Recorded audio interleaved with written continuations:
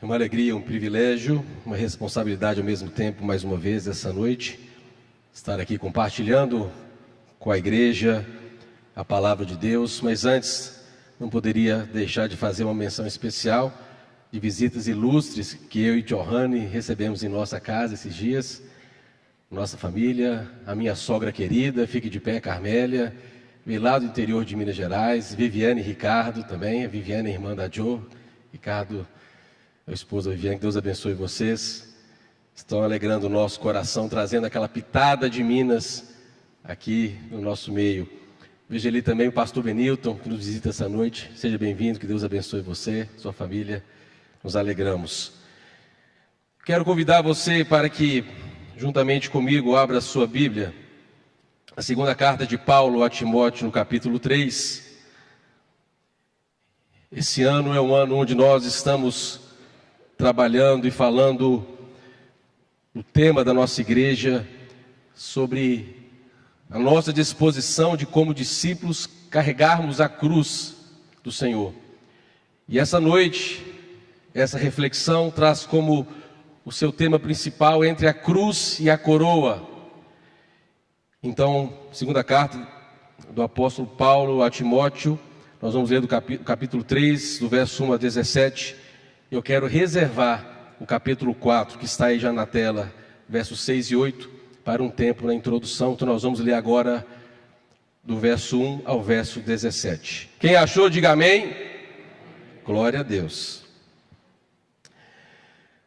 Mas você precisa saber disso: nos últimos dias sobrevirão tempos difíceis, pois os seres humanos serão egoístas, avarentos, orgulhosos, arrogantes, blasfemadores, desobedientes aos pais, ingratos, ímpios, sem afeição natural, implacáveis, caluniadores, sem domínio de si, cruéis, inimigos do bem, traidores, atrevidos, convencidos, mais amigos dos prazeres do que amigos de Deus, tendo forma de piedade, mas negando o poder dela.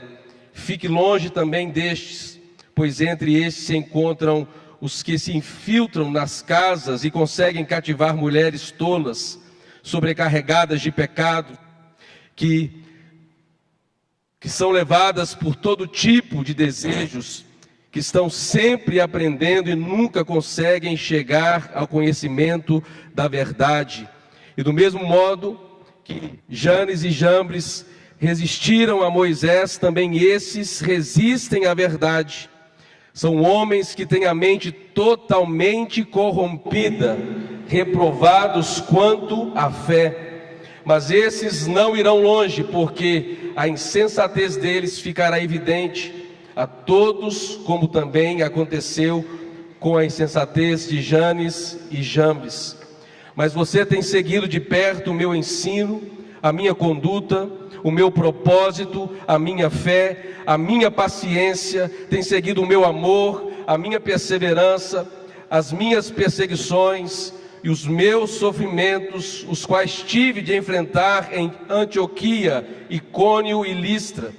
Quantas perseguições sofri, porém o Senhor me livrou de todas elas. Aleluia. Na verdade, todos os que querem viver piedosamente em Cristo Jesus serão perseguidos, mas os perversos e impostores irão de mal a pior, enganando e sendo enganados. Quanto a você, permaneça naquilo que aprendeu e em que acredita firmemente, sabendo de quem você o aprendeu e que desde a infância você conhece as sagradas letras que podem torná-lo sábio para a salvação pela fé em Cristo Jesus. Toda a Escritura é inspirada por Deus e é útil para o ensino, é útil para a repreensão, para a correção, é útil para a educação na justiça, a fim de que o servo de Deus seja perfeito e perfeitamente habilitado para toda a boa obra. Texto tremendo esse da palavra de Deus. Quantas experiências do apóstolo Paulo. Feche seus olhos, vamos orar mais uma vez. Senhor, entregamos a Ti a nossa vida, a nossa mente, e pedimos que neste momento o Teu Espírito Santo venha nos iluminar, venha trazer entendimento para que, por meio, ó Deus, da pregação da Tua palavra, haja edificação, que haja salvação, que haja, ó Deus, reconciliação pelo poder que há em Cristo Jesus, o nosso Senhor. E é neste nome que nós oramos. Amém. Entre a cruz e a coroa. Quando pensamos em cruz, pensamos em sofrimento, porque a cruz não é outra coisa senão um instrumento de morte, onde Cristo padeceu. E mesmo antes e após a morte de Cristo, muitos outros condenados morreram por esse instrumento de sofrimento que é a cruz, a crucificação. A cruz nos lembra sobre a morte do nosso eu. A cruz nos lembra sobre a necessidade de nós nos humilharmos. A cruz nos lembra sobre a necessidade de nós matarmos a nossa carne, os nossos desejos, as nossas vontades. Mas quando nós pensamos, por outro lado, a coroa nos aponta para uma promessa, a coroa nos aponta para a vinda do Cordeiro de Deus, a coroa nos aponta para um dia da justiça, a coroa nos aponta para uma vida que não termina, mas uma vida eterna, que é o estilo de vida de Deus. A coroa nos aponta para uma recompensa, um galardão que eu e você receberemos se você está firmado em Cristo. E nós chegaremos naquele dia e seremos transformados e seremos glorificados pela presença de Jesus. Entre a cruz e a coroa. E esse é o sentimento do apóstolo Paulo, porque essa carta que ele escreve a Timóteo foi a carta que nós cremos que foi a sua última carta escrita, enviada. Paulo sabia que o seu momento de desperdício deste mundo estava se aproximando, e ele então envia essa carta para Timóteo, o jovem pastor que estava à frente de um grande desafio, pastoreando a igreja de Éfeso. E o apóstolo Paulo, iluminado pelo Espírito Santo, escreve essa carta, a sua última carta ao seu jovem discípulo, a esse jovem pastor, dizendo a ele: Timóteo, fique firme. Você tem passado por provações e ainda outras provações, tempos difíceis virão. Fique firme na sua fé, fortaleça suas mãos. E quando nós observamos essas palavras do apóstolo Paulo a Timóteo, e quando nós olhamos e observamos o livro de Apocalipse, no capítulo 2, quando também a carta enviada à igreja de Éfeso, quando nós encontramos ali a grande repreensão: tenho contra ti, porém, que deixaste o teu primeiro amor.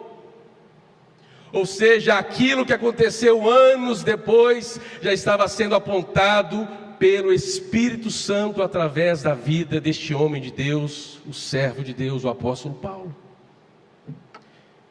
E o apóstolo Paulo, então, aqui no capítulo 4, o verso 6 e o verso 8, ao verso 8, ele diz assim: quanto a mim, Timóteo, já estou sendo oferecido por libação.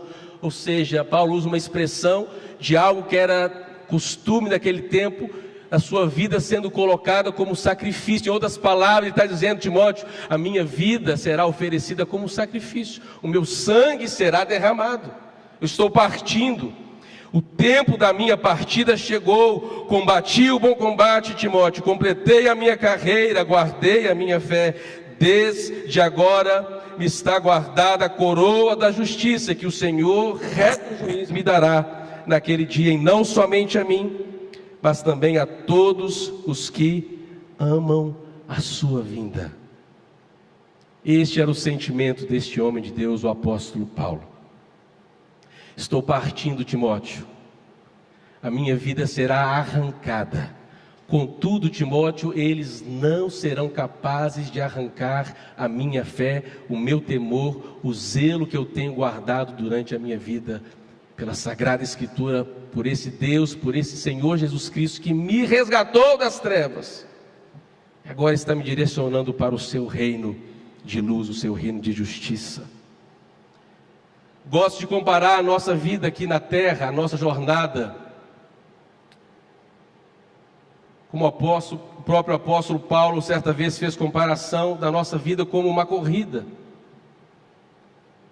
O ano passado eu me arrisquei, me aventurei e fiz a minha primeira meia maratona.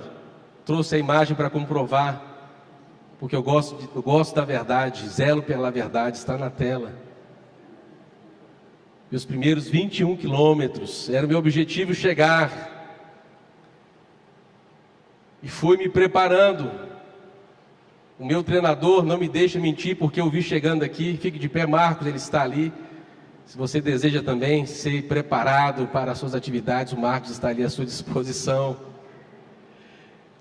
E o mais interessante é que nessa corrida da nossa vida, essa corrida da fé, não são todos aqueles que estão correndo que vão receber a medalha. Não são todos aqueles que vão conseguir atravessar a linha de chegada, a linha final. Porque na minha corrida, no meio daquele trajeto, eu vi pessoas ficando para trás, pessoas sendo carregadas, pessoas sendo removidas, pessoas caídas no chão sendo atendidas, pessoas ficando para trás em resistência, pessoas abandonando o objetivo dos 21 quilômetros, porque não é algo fácil. É preciso persistência, é preciso perseverança, mas alguma coisa me marcou naquele dia. Porque quando eu já começava a sentir, pastor Francisco, no meu corpo, as dores dos meus joelhos, das minhas articulações, a perna começou a ficar pesada, eis que surge Marcos na sua bicicleta, vamos lá, Neander, você vai conseguir, você vai chegar. E na metade da prova até o final eu pude contar com essa presença, me incentivando, você vai atravessar, você vai conseguir receber a sua medalha. E eu cheguei quebrado, mas cheguei. Não importa como você vai chegar. Pastor, eu vou chegar no céu com a minha depressão. Vai, meu filho, vai depressivo, mas vai. Pastor, eu vou chegar lá com a minha ansiedade. Pastor, eu vou chegar lá com os meus erros e tropeços, contanto que eu e você não venhamos a abandonar e desistir dessa carreira, olhando para a cruz e observando essa coroa que nos aguarda, essa recompensa. E eu considerei naquele momento, enquanto eu estava na minha dor, no meu sofrimento, o Marcos ali, representando aqui nessa analogia o próprio Espírito Santo, que é o nosso ajudador, que é o nosso consolador, é aquele que nos guia, é aquele que traz os pensamentos, nos lembrando das palavras de Cristo Jesus.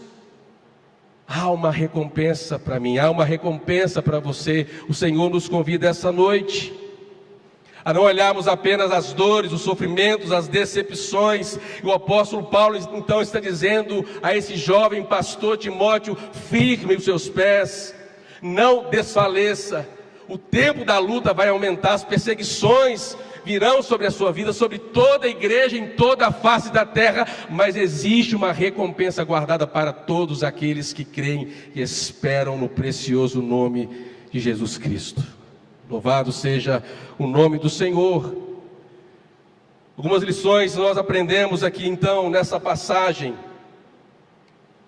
Primeiro princípio importante que nós podemos extrair desses versos: precisamos reconhecer a necessidade de nós vencermos os desafios dos últimos dias.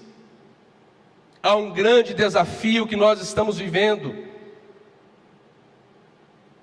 e esses desafios eu nomeio como as marcas da carnalidade, que são as marcas dessa geração. E o apóstolo Paulo, ele diz: Timóteo, nos últimos dias, porque para o apóstolo Paulo, meus irmãos, e para todos aqueles cristãos daqueles dias, eles tinham a esperança de que amanhã, ou depois de amanhã, ou na próxima semana, Jesus Cristo pudesse voltar para buscar a sua igreja. Então ele diz: nos últimos dias, é porque a perseguição, a heresia já estava atuando naqueles dias. Mas o tempo passou e nós percebemos que os dias continuam dias penosos, trabalhosos, difíceis. Olha essas marcas da carnalidade, marcas infernais que o apóstolo Paulo cita são inúmeras aqui a partir do verso 2. Ele diz: porque os seres humanos serão egoístas, aqueles que têm o amor além da medida por si.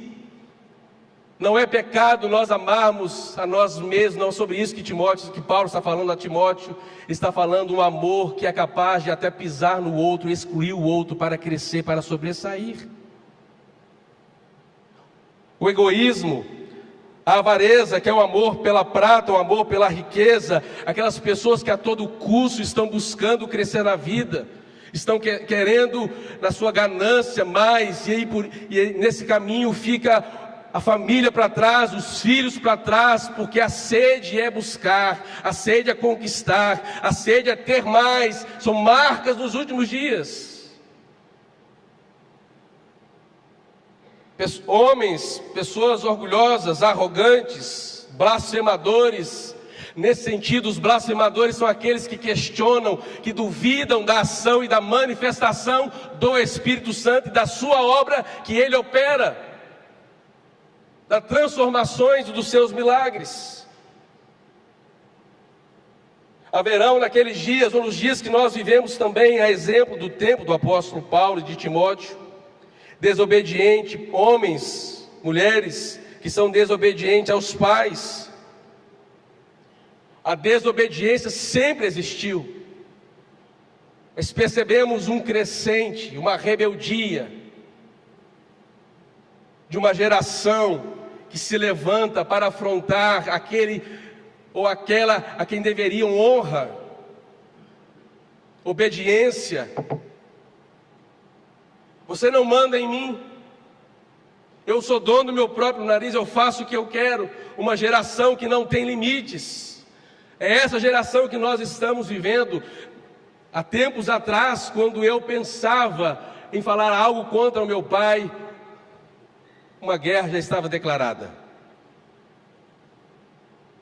Havia o senso do temor, do compromisso, da obediência. Nas escolas, nas universidades, os professores, os mestres que são atacados. E isso não se ouvia falar tempos atrás. Não vai me dizer que isso sempre aconteceu, porque não aconteceu em toda a história da humanidade como nós ouvimos e vemos acontecendo. São marcas dos últimos dias. Ele continua dizendo essa lista dessas marcas da carnalidade. Ele fala pessoas ingratas, homens ingratos. Muitas vezes nós agimos assim, com ingratidão em nosso coração, não reconhecendo a fidelidade de Deus, a bondade de Deus, a provisão de Deus, e muitas vezes tudo aquilo que Ele tem dado, tudo aquilo que Ele tem derramado, nós não estamos satisfeitos. Ingratidão, marcas dessa geração. Os ímpios, pessoas sem afeição natural. O homem que nasceu homem agora se diz mulher, a mulher que nasceu mulher agora se diz homem, aquele que diz que não é nada, aquele que diz que ama todas as coisas. A Bíblia já estava mais de 2000 anos atrás apontando que chegaríamos a esse tempo, e hoje, até eu mesmo nessa pregação corro o risco, daqui a pouco alguém dizer: olha, tem um pastor aí intolerante.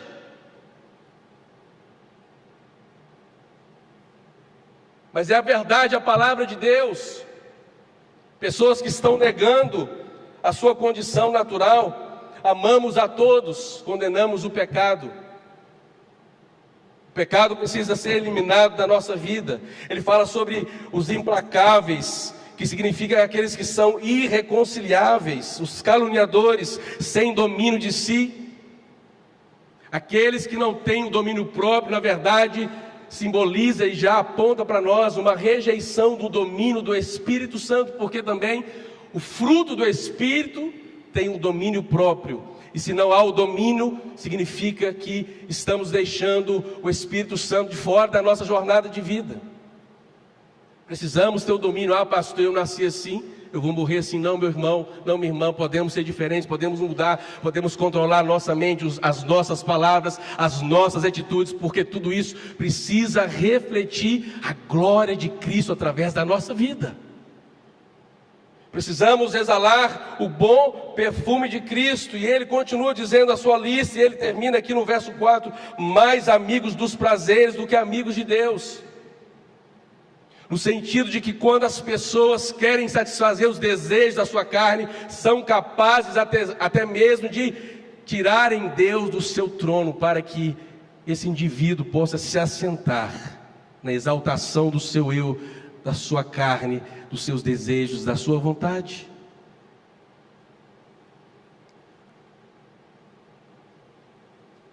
Percebe o grande desafio que está ao nosso redor? E é no meio dessas marcas que eu e você vivemos. E é no meio disso tudo que eu e você estamos.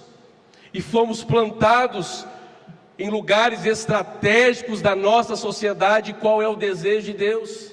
Assim como o apóstolo Paulo está dizendo a Timóteo: Timóteo, firma-se na verdade. O Senhor tem nos convidado também essa noite a deixarmos de lado essas marcas da carnalidade e nos revestirmos com o poder que vem do alto, o poder do Espírito Santo. Esse é o poder que nós precisamos em nossa vida. Paulo estava alertando, portanto, a Timóteo para que não deixasse essas influências dominarem a sua mente, e muito menos da sua comunidade, os seus irmãos em fé, aquela igreja daquela cidade de Éfeso. Mas ainda um outro princípio que nós aprendemos aqui, no capítulo 3, sobre a necessidade da perseverança na fé. Olha o verso 10, a partir do verso 10. Mas você tem seguido de perto o meu ensino, a minha conduta, o meu propósito, a minha fé, a minha paciência, o meu amor, a minha perseverança, as minhas perseguições, os meus sofrimentos.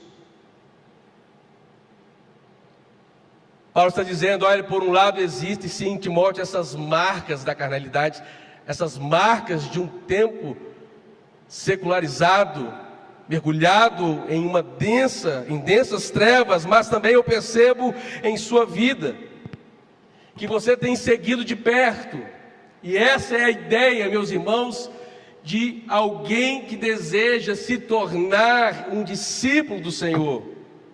O discípulo literalmente é aquele que se propõe a caminhar atrás do seu mestre, de tal forma que ele está tão próximo do seu mestre, que ele, naquela caminhada, naqueles dias, ele recebia sobre o seu manto, a sua vestimenta, sobre o seu corpo, o seu rosto, a poeira que vinha das sandálias do seu mestre.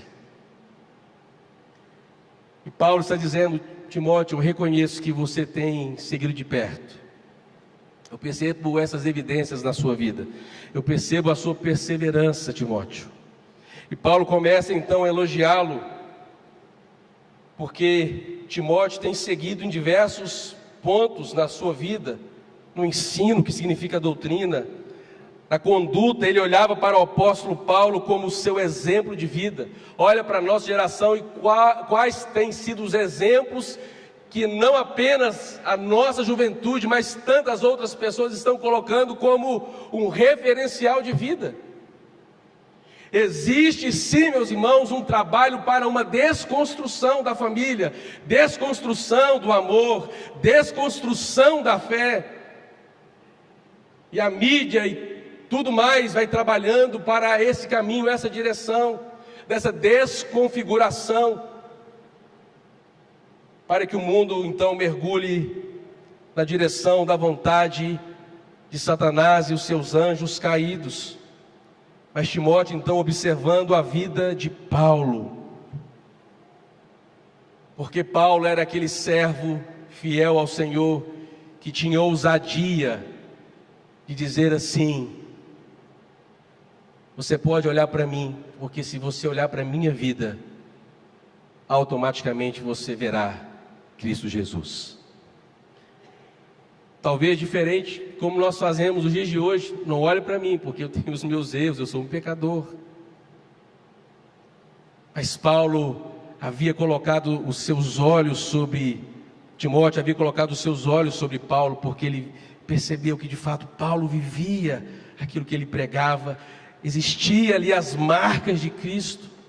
Paulo poderia ter abandonado no primeiro sofrimento, na primeira tribulação, na primeira perseguição, e ele diz: Timóteo, não foram as perseguições. Ele cita algumas perseguições que ele sofreu em algumas localidades pelas quais ele havia passado, mas ele se manteve perseverante no seu desejo de seguir a Cristo. Sabe, muitas vezes nós ficamos desapontados com Deus, vamos ser sinceros, porque nós vemos o outro prosperar, nós vemos o outro trazer informação de que Deus está fazendo na minha vida, Deus está respondendo às minhas orações, e muitas vezes nós olhamos para nós e aparentemente não vemos nada de sobrenatural acontecendo. Na quarta-feira o culto não foi transmitido, e a pregação que eu trouxe aqui para aqueles que estavam presentes foi justamente a experiência do apóstolo Paulo. Ele disse que ele foi levado até o terceiro céu e ele teve experiências maravilhosas. Entendemos que ele foi arrebatado e ele viu coisas indizíveis que ele não podia, foi proibido de manifestar e de proclamar daquelas revelações. E quando ele volta para a sua vida na terra, ele diz: Senhor, retira o espinho da minha carne. E por 3 vezes ele faz aquela oração e Deus responde: Paulo, a minha graça te basta. Paulo, a minha graça te basta. Muitas vezes nós teremos experiências com Deus e de repente na nossa trajetória de vida cristã, aquelas experiências que eu e você desfrutamos em algum momento da nossa vida, nunca mais irão se repetir. Outras gerações não provaram do maná, houve um tempo que houve aquela experiência, e tantas outras experiências que nós olhamos para a narrativa. Não estou dizendo com isso que Deus não se manifesta, estou trazendo aqui uma palavra de exortação para que, ao invés de ficarmos buscando apenas as manifestações e os sinais de Deus, e quando nada acontece, nós nos fechamos, nós nos afastamos e enfraquecemos em nossa fé, não. Vamos manter a nossa firmeza, porque o apóstolo Paulo estava para ser degolado, e ele estava acabando de dizer: acabei a minha carreira e guardei a minha fé. Com isso podemos morrer sem alcançarmos muitos nossos objetivos, contanto que eu e você possamos manter a nossa perseverança. Até quando? Até o fim. Lembro uma vez, uma ocasião, uma profissão de fé, o meu pai, pastor Sebastião, fez uma pergunta a uma criança. Falou assim: você não acha que você é muito novo para se batizar? Ele disse: não, pastor. E meu pai então fez a seguinte pergunta: então me responda, até quando você manterá o seu compromisso por Cristo? E ele, bem pequeno, talvez uns 7 anos, olhou para o meu pai e disse: para ser sincero, até o meu último suspiro. Até o meu último suspiro. Deus está nos convidando a essa vida de perseverança. Aí no verso 12 do capítulo 3, na verdade, todos os que querem viver piedosamente em Cristo Jesus serão perseguidos. Será que não sofremos já um tipo de perseguição? Será que você não sofre nenhum tipo de perseguição? Quando nós nos calamos com os nossos amigos, quando nós nos calamos, quando você se cala na sua repartição, diante de uma polêmica, diante de uma discussão, por que nós nos calamos? Não será por medo ou vergonha de sermos humilhados, de sermos taxados, de sermos perseguidos? Por que nos omitimos em alguns momentos? Porque até hoje algumas pessoas não sabem que você é servo do Senhor, porque você é jovem, adolescente, algumas pessoas que estudaram com você, amigos de escola, de sala de aula, da sua universidade, terminaram um ano, passaram um ano inteiro com você estudando, mas terminaram o ano de 2023 sem saber que você é servo de Deus. Porque nos omitimos. Temos vergonha do nosso Senhor, temos vergonha da verdade que professamos. E Paulo está dizendo: Timóteo, eu sofri, Timóteo, eu padeci. Mas aqui ele está dizendo: todos aqueles que querem viver piedosamente em Cristo Jesus serão perseguidos. Mas sabe de uma coisa? Todos aqueles que se levantam contra a verdade, um dia haverão de se prostrar, de se curvar diante de Cristo Jesus. Todo joelho se dobrará, toda a língua confessará que Jesus Cristo é o Senhor. Os demônios estremecem porque sabem quem é Cristo. Lembra quando Jesus chegou na região de Gadara, Genezaré, e ele coloca os seus pés naquela região, e aí aquele homem possesso por uma legião se aproxima de Jesus, e olha a pergunta que eles fazem a Cristo: porque vieres aqui nos atormentar antes do tempo? Eles sabem quem é Jesus, eles sabem o seu poder, a sua autoridade, e muitas vezes nós, que dizemos que somos filhos de Deus, que somos novas criaturas, nós negligenciamos essa verdade cravada em nossa alma, cravada em nossa vida, em nosso coração. Ah, meu irmão, minha irmã, começa a testemunhar, se levante, começa a dizer que Cristo é o seu Senhor, para a glória de Deus. Podemos ser perseguidos, mas não podemos negar a nossa fé. A palavra de Deus já nos diz essa noite que aqueles que vivem piedosamente em Cristo Jesus serão perseguidos. Mas ainda uma outra verdade nós encontramos aqui nessa passagem: a importância do nosso apego à Sagrada Escritura. Certa vez, quando fomos visitar nossa família lá nos Estados Unidos, eu acho que Viviane e Ricardo ainda moravam por lá, na cidade de Emory, estado de Connecticut. E após um culto, um grupo de jovens, eu havia pregado naquele culto, um grupo de jovens ali no momento de confraternização, veio até minha direção trazendo um jovem alto, forte, e numa tentativa até de uma humilhação, falaram assim: pastor Neander, você precisa conhecer esse rapaz. Eu falei: que legal. Aí me apresentaram, e então disseram para mim: ele sabe a Bíblia toda, de Gênesis a Apocalipse. Você pode falar o capítulo, o versículo, e ele sabe falar de cor. Você pode falar qualquer coisa, ele vai te responder. Eu comecei a fazer alguns testes de verdadeiramente aquele jovem tinha todas as respostas que eu lhe direcionava para as dúvidas e as perguntas.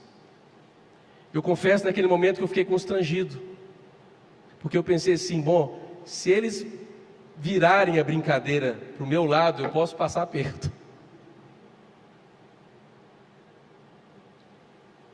E aí, quando terminou, esse jovem foi embora, não me recordo o seu nome. E aí alguns jovens daquela igreja Avivar chegaram para mim e falaram assim: pastor, não fique impressionado não, por tanto conhecimento da Escritura, porque se ele vivesse o tanto que ele sabe, a vida dele seria completamente diferente. Não é sobre saber, é sobre experimentar e viver. Há muitos céticos, muitos ateus que conhecem a Bíblia talvez melhores do que eu e você, contanto não se curvam, não se prostram diante de Deus. Os próprios demônios, Tiago fala que eles conhecem e estremecem diante de Deus, e nem por isso eles se prostram em adoração, porque eles recusam, eles querem a todo tempo afastar, eles querem rebelião, destruir tudo aquilo que se levanta em nome de Deus. Mas eles sabem que existe um tempo que já foi determinado, em que a cabeça da serpente será esmagada e o Cordeiro de Deus será o grande vencedor. Enquanto isso eles querem estragar, eles querem arruinar, eles querem destruir.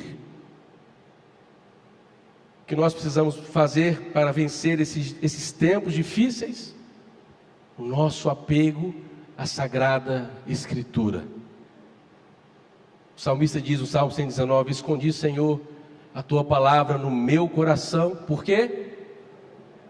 Para não pecar contra ti. Porque quando a palavra está no nosso coração, nós estamos firmes. A percepção que eu tenho a respeito da minha vida é: quanto mais eu me alimento da palavra, mais espiritual eu me torno. Quanto menos eu medito na palavra, menos vida de oração, mais carnal, mais carnalidade começa a crescer em mim.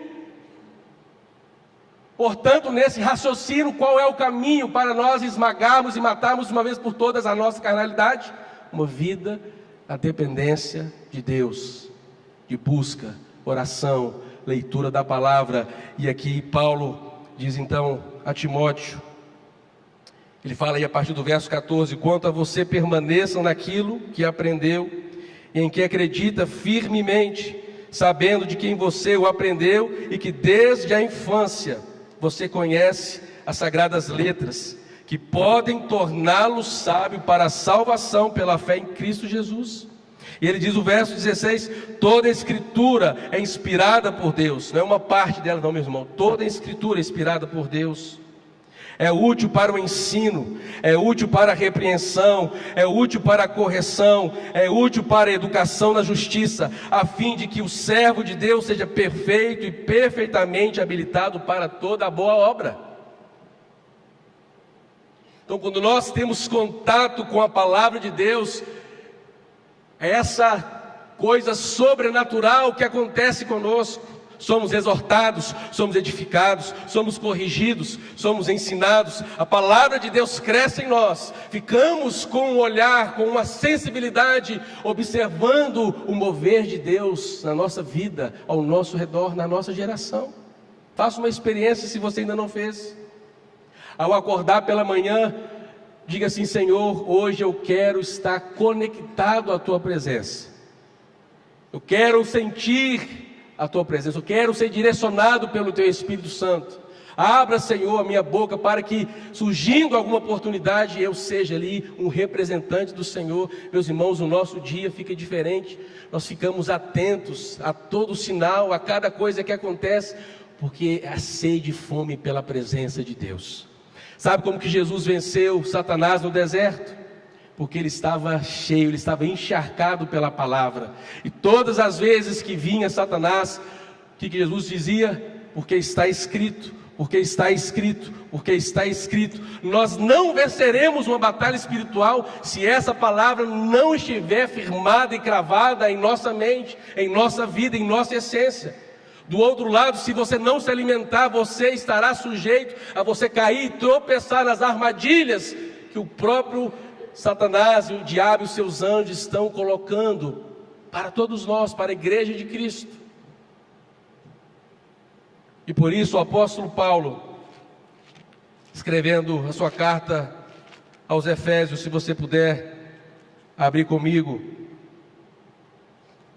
Efésios capítulo 6, o verso 10, o apóstolo Paulo diz assim: quanto mais sejam fortalecidos no Senhor e na força do seu poder, vistam-se com toda a armadura de Deus para poderem ficar firmes contra as ciladas do diabo. O diabo está aí ao nosso redor, porque a nossa luta não é contra sangue e carne, mas contra os principados, as potestades, contra os dominadores deste mundo tenebroso, contra as forças espirituais do mal nas regiões celestiais. Por isso, peguem toda a armadura de Deus para que vocês possam resistir no dia mau e depois de terem vencido tudo, permanecer inabaláveis.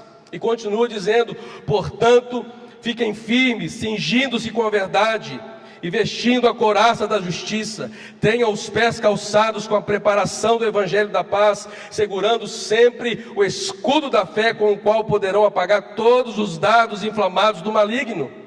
Usem também o capacete da salvação e a espada do Espírito, que é a palavra de Deus. Guarde isso.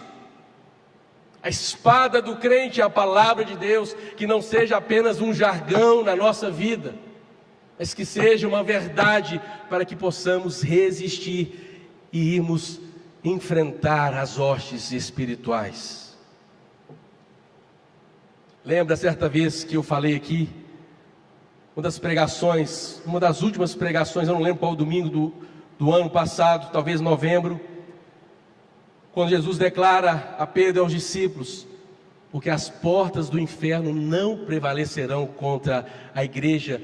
Porque muitas pessoas têm a ideia de que a igreja está amedrontada, a igreja está recuando, A igreja está se omitindo, a igreja está se trancando. É como se o inferno estivesse vindo com toda a força e a igreja de Jesus com medo. Não é essa a ideia que Jesus traz aos seus discípulos, dizendo: olha, e as portas do inferno não prevalecerão. É justamente a ideia oposta que Jesus está passando aos seus discípulos. Na visão de Jesus é o inferno estremecendo, na visão de Jesus é a igreja marchando, na visão de Jesus é a igreja avançando e o inferno recuando. São as portas do inferno que não vão prevalecer. Mas como isso vai acontecer em nossa vida? Apego à palavra de Deus. Se você ainda não começou a sua leitura esse ano, coloque no seu coração esse objetivo: Senhor, me ajuda, Espírito Santo, me anima para que eu possa ler a Tua palavra e ser por ela alimentado. E por último, princípio que nós aprendemos aí no capítulo 4 é sobre manter o nosso foco nessa coroa da justiça. Manter o nosso foco na coroa da justiça. E finalmente então Paulo aqui nesse capítulo 4, se você voltar comigo lá na segunda carta a Timóteo,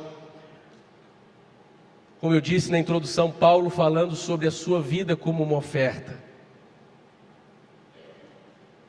Porque às vezes na nossa caminhada será necessário o esvaziamento. Nem sempre na nossa caminhada com Jesus iremos fazer ou realizar todas as nossas vontades, porque às vezes será necessário nós abrirmos mão. E Paulo está dizendo então, vamos ler mais uma vez, capítulo 4, de 6 a 8, quanto a mim, já estou sendo oferecido por libação, e o tempo da minha partida chegou. Ah, Timóteo, combati o bom combate, completei a minha carreira, guardei a minha fé. Sabe por que Paulo está dizendo que ele guardou a sua fé? Porque Paulo, já vislumbrando o reino celestial, sabe que no reino de Deus a fé não mais será necessária. Porque o que é a fé? É aquilo que cremos sem ver. É aquilo que nós, na expectativa e esperança, imaginamos e almejamos na existência. Então hoje não vemos o céu, mas pela fé nós cremos. Hoje não vemos a presença de Cristo, não vemos Cristo andando pelas ruas do Distrito Federal, mas pela fé nós cremos que Ele está vivo, Ele é ressurreto, Ele voltará para buscar a sua igreja. O que Paulo está dizendo é: Timóteo, estou guardando a minha fé porque estou indo para um lugar, estou sendo transportado daqui a algum tempo, poucos dias ou poucas horas para um lugar, que eu não vou precisar mais exercer a minha fé, porque eu estarei diante do grande Criador dos céus e da terra. Eu estarei diante do grande eu sou. Naquele momento todas as coisas estariam visíveis e patentes. Para Paulo ele diz então: guardei a minha fé. Desde agora a coroa me está guardada, a coroa da justiça que o Senhor, reto juiz, me dará naquele dia. Paulo fala sobre o reto juiz. E aí um sentimento vem ao meu coração que haverá para muitos de nós uma surpresa. Não sei se no céu, isso é uma discussão teológica. Tem pessoas que me perguntam: pastor, no céu eu vou saber que aquele foi meu filho? Pastor, no céu eu vou saber que eu fui casado com fulano? Eu tenho dificuldade muito, né? Como eu disse, é uma discussão que a gente pode estender em um fórum, numa mesa redonda. Mas enfim, quando fala sobre ser o justo juiz, porque nós, na nossa falha justiça humana, muitas vezes queremos determinar, enviar o outro para o inferno, sendo que na verdade Deus possa estar o recebendo na sua presença. Então Paulo está dizendo: Timóteo, muitas vezes eu e você poderemos negar ao fazermos um julgamento precipitado, pecaminoso e errado sobre alguém, porque existe, Timóteo, alguém, ele sim, é um juiz. E a retidão na sua palavra, na sua presença, Ele sabe de todas as coisas, Ele sonda e conhece o mais profundo do ser. Deus é aquele, meus irmãos, que visita os cômodos trancados, as portas fechadas da nossa existência. Talvez aquele lugar que você não quer mexer, aquele assunto, aquela lembrança que você não quer tocar, que você não quer recordar, pelo poder do Espírito Santo. E Ele tem esse poder de entrar em nossa vida, como diz Davi no Salmo 139. Do Deus que está no alto das montanhas, mas o Deus também que está na profundeza da terra. É o Deus que nos sonda e nos conhece, é o justo juiz. Portanto, há religiosos que estão marchando e caminhando, tome cuidado com isso, apontando o dedo para tanta gente, acusando a vida de tanta gente, e vivendo como se estivesse indo para o céu, mas no céu não entrarão. E Jesus dirá: apartai-vos de mim. Mas Senhor, em seu nome profetizei, em seu nome eu realizei milagres. Não vos conheço, porque eternidade, guarde isso, eternidade é relacionamento. Só serão bem-vindos na morada celestial aqueles que mantiveram relacionamento de intimidade com Cristo Jesus. Esses entrarão. Lembra domingo passado a pregação? Para a celebração das bodas. Como que está a sua vida?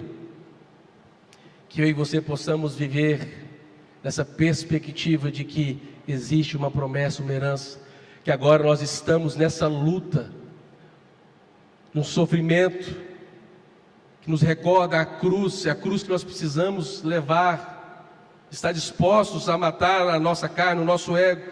Por outro lado, existe essa esperança pela fé dessa coroa que nos foi prometida, a coroa da justiça, para aqueles que decidiram andar em retidão, que não ficam se desviando da direita para a esquerda, da esquerda para a direita, mas uma vida de retidão, olhando para Cristo Jesus, o autor e consumador da nossa fé. Feche seus olhos,